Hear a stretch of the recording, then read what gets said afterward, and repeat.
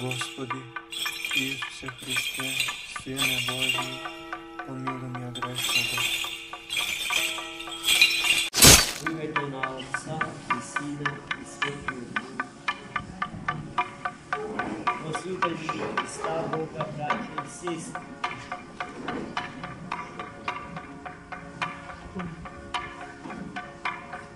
петтата недела од Великиот Пасхален пост, Светата Црква Божја и го посветува на преподобната Марија Египет. Големо светило. И таа е големо светило, зашто е голем пример, кој што стои пред човекот воопшто и особено пред жена. Бидејќи со целиот свој живот, од раѓање до упокојување, ги отвора портите на надежда, дека навистина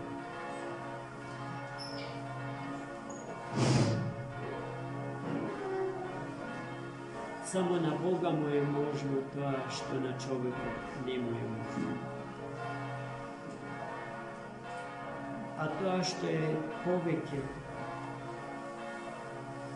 од се важно, дали можам да ве замолам за тишина? Дали можам да ве замолам? Оно што не може да се воздржи, а оваа беседа има за цел да ни открие,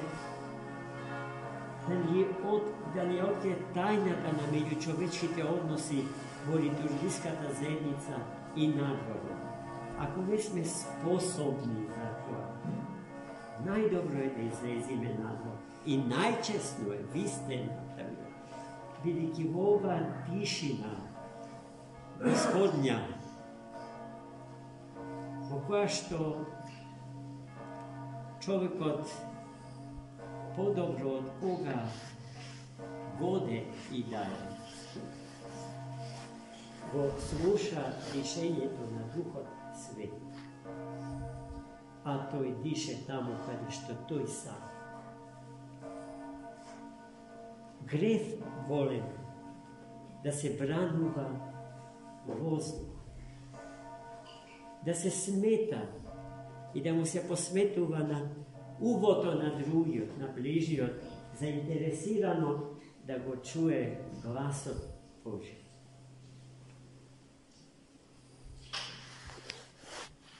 И мислам дека никогаш повеќе овој вид на карање во нашите православни храмови не смее да се случи. Бидејќи станува збор за воспитание,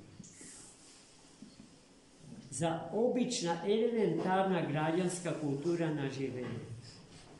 И уште повеќе, изгора на тоа, барем за елементарна, литургиска култура на живење. Та треба точно да знаеме зашто сме дошли денеска овде, во овие нокни часови, ситни часови од ден. Не за да пијанчиме, не за да озборуваме, не за да се гордееме, не за да се прејадуваме и да се препиваме, туку скрушено и смирено, со лицата наши да стоиме пред лицето Господне и со ушите Него да го слушаме и со очите Него да го гледаме и со умот Него да го мислиме и со срцето Него да го чувствуваме и со јазикот Него да го славиме, браќа и сестри.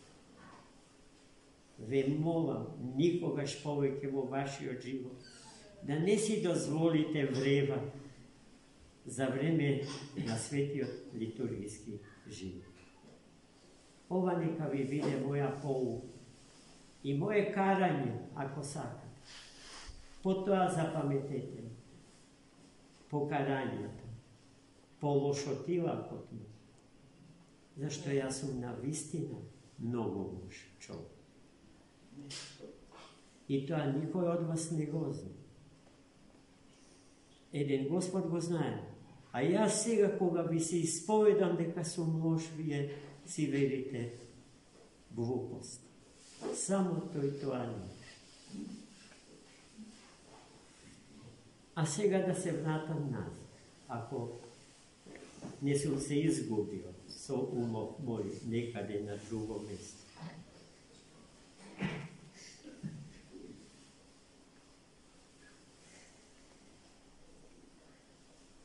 Света Марија Египетска, реков, е пример за целото човештво и особено за родот женски. Затоа што таа на најдрастичен, ама дозволете ми да кажам, најпластичен начин ни дава до знаење и ни докажу дека можноста за преобразба на личноста е реална и дека човекот како битие е битие создадено за промени. Битие за промени. Битие за преобразување. Битие за растење и вишнење по мерата од својот Творец и Создател. Зашто таа Марија од Бога создадена како и секој човек,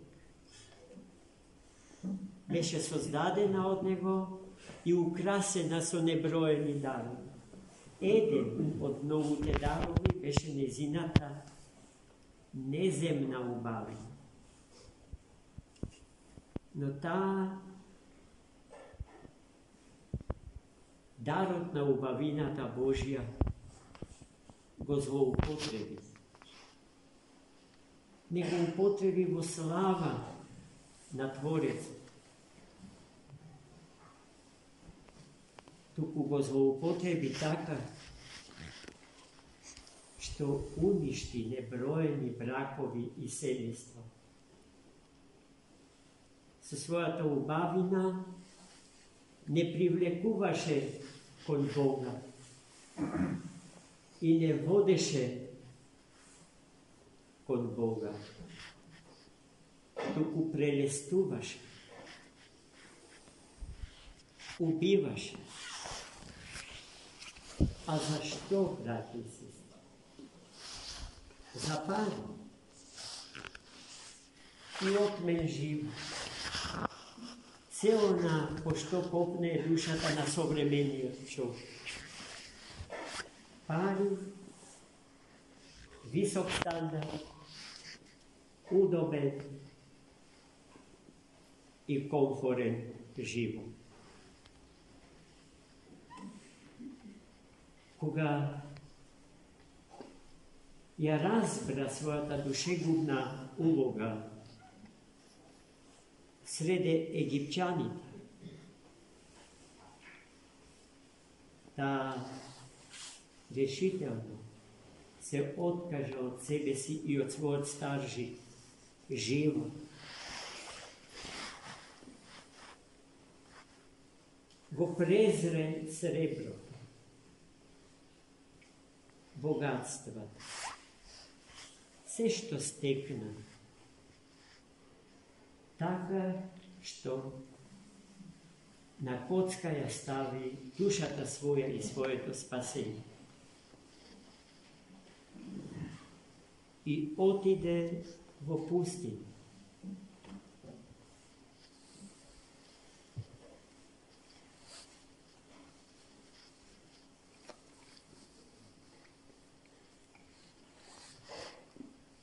Деновите пустински да ја печат и да го горат незиното тело,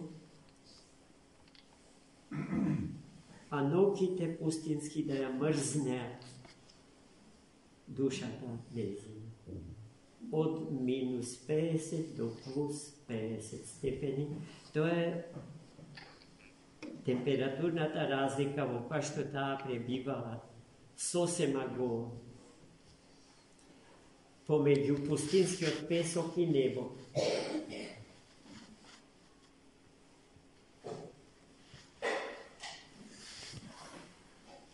И сето тоа го правила заради Христа.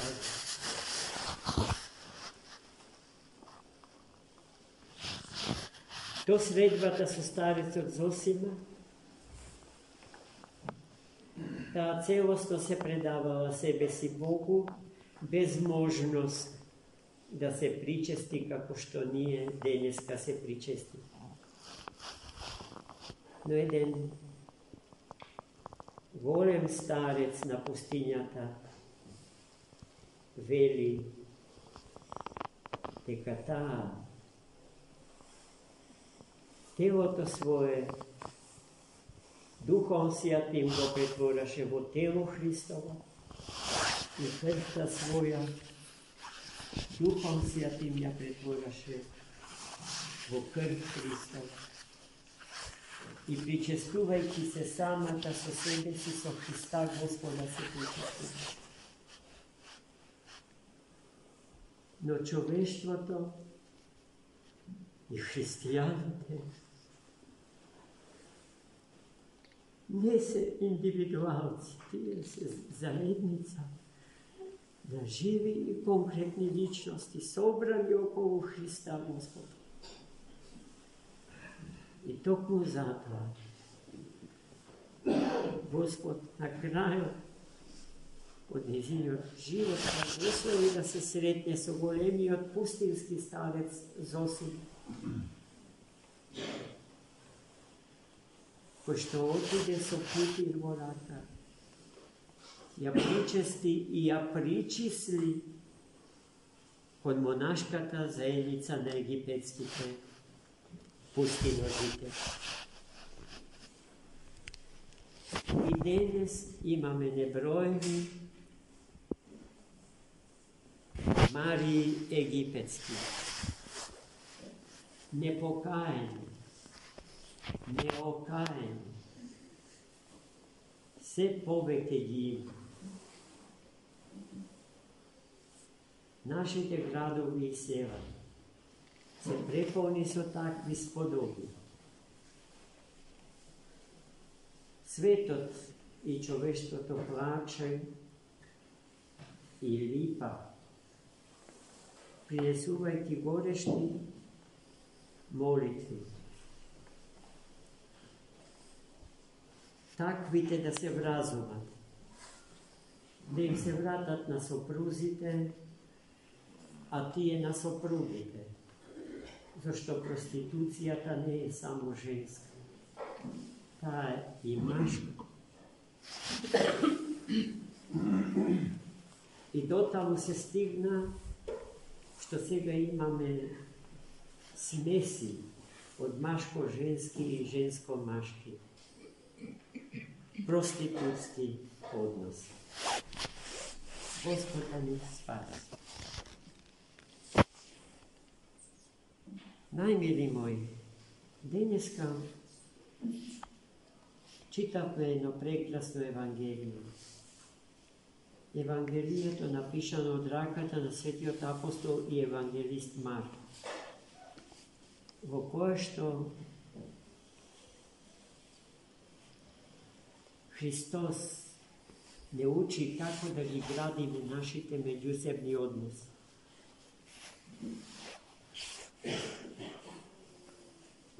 Како да ги зауздаме нашите амбиции по прашањето на тоа кој е прв, а кој е поголем. Бидејќи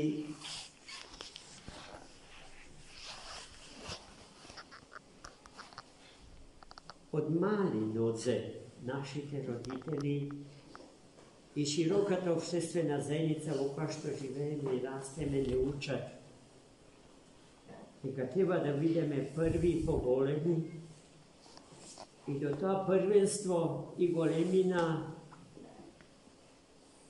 се стига така што се допуштаат сите допуштени и недопуштени средства и методи да се постигне целта. Истите тие односи за жал владеат и во црквата, меѓу луѓето недоволно просветени од Светиот Дух. А гледајте Христос, што ни порачува за тоа. Кој сака, вели, да биде прв, нека им биде слуга на сите. И кој сака да биде поголем, нека им биде роб на сите. Ниту слуга се станува насила, ниту роб се станува насила. Зашто присилното служење и присилното робство се доживува како невидено насилство, како терор. И тоа никој не го сака. Особено тогаш кога мора да се биде слуга и кога мора да се биде роб. Ама да се биде слуга и да се биде роб по своја собствена определ, по своја собствена слобода, по своја собствена љубов, заради Христа Господа, е благословено. Зашто тие, кои што доброволно и љубовно сакаат да се слуги и да се робови, односно последни, во царството на Троедниот Бог ќе бидат први. А тоа првенство е првенството што треба да ни интересува. И како што на Христа, Господа, му правиме пат, така што тој е пред нас, а ние по него. Според зборовите на еден наш шофер, сега веќе упокоен, Господ напред, а ние по него. Истото треба да го правиме со нашиот ближен, со нашиот брат, со нашата сестра. Но тоа најтешко ни паѓа. Тоа е речи си неволја. Господа ни даде сила, смирение, кроткост, послушност, браќа и сестри. Почани немаше да се случи ако бевме послушни кон Бога и Светата Црква Божја. Ако постевме, во Почани немаше да се случи трагедија, зашто таа се случи во денови на невиден пост, а тие што ги изгубија животите не сакаа да постат. За загубата на тие животи Бог не е вино, туку оние кои што не го почитуваат законот Божи. Ним Бог не може да им помогне. Тие луѓе со 7 катанци ги заклучиле портите на срцата своја. Ајде да го слушаме Господ. Ајде да сме послушни на Светата Црква Божја. Ајде да ги почитуваме законите Божии, светите канони, а нашата философија на живење да биде философијата на светите догмати, а философијата на светите догмати е христијанската философија на живење според Богочовекот Христос. Амин. Господи Исусе Христе, Сине Божи, помилуј ме грешного.